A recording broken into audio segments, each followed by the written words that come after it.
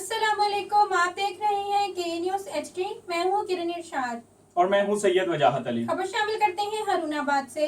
ہارون آباد D C او بہاول نگر کے ہدایت پر ایڈمنسٹریٹر اور چیف آفیسر بلدیہ کے زیر نگرانی شاہد لطیف سینیٹری انسپیکٹر نے ہفتہ صفائی مہم کا آغاز کیا۔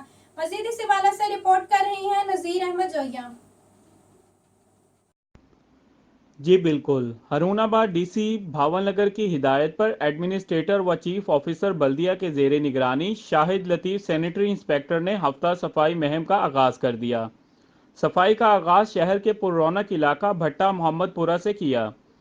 صفائی نفس ایمان ہے، گلی محلے بازار صاف ہوں گے تو شہر کی خوبصورتی میں اضافہ ہوگا۔ ڈینگی مچھر سے بچاؤ کے لیے ارد گرد کوڑا کرکٹ جمع نہ ہونے دیں، ماحول کو صاف رکھنے میں تعاون کریں تاکہ ڈینگی جیسی موذی مرض سے بچا جا سکے۔ جی ایک اور خبر شامل کرتے ہیں شیخوپورہ سے۔ شیخوپورہ ضلع انتظامیہ کی طرف سے ڈینگی کی روک تھام کے لیے محکمانہ اقدامات کیے جا رہے ہیں۔ مزید تفصیلات جانتے ہیں ہمارے بیورو چیف طاہر خان کی اس رپورٹ میں۔ جی بالکل، شیخوپورہ ضلع انتظامیہ کی طرف سے ڈینگی کی روک تھام کے لیے اجلاس ہوا، جس کی صدارت ڈپٹی کمشنر طارق محمود بخاری نے کی۔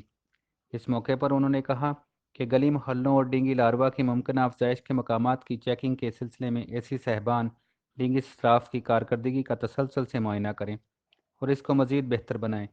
اجلاس میں تمام متعلقہ افسران کی روزانہ کی بنیاد پر کی جانے والی کارکردگی کا جائزہ لیا گیا، جس پر ڈپٹی کمشنر نے اطمینان کا اظہار کرتے ہوئے کہا کہ تمام متعلقہ محکمہ کے افسران اپنی ذمہ داریوں کو ترجیحی بنیادوں پر پورا کریں اور اس ضمن میں کسی قسم کی لاپرواہی برداشت نہیں کی جائے گی۔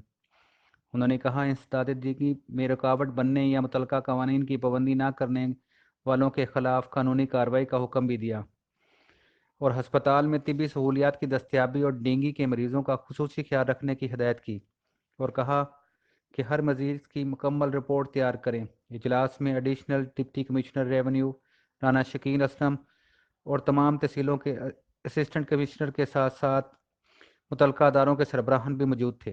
جی خبروں اور اپڈیٹس کے لیے ہمارے ساتھ رہیے گا، تب تک اپنا خیال رکھیے گا۔ اللہ حافظ۔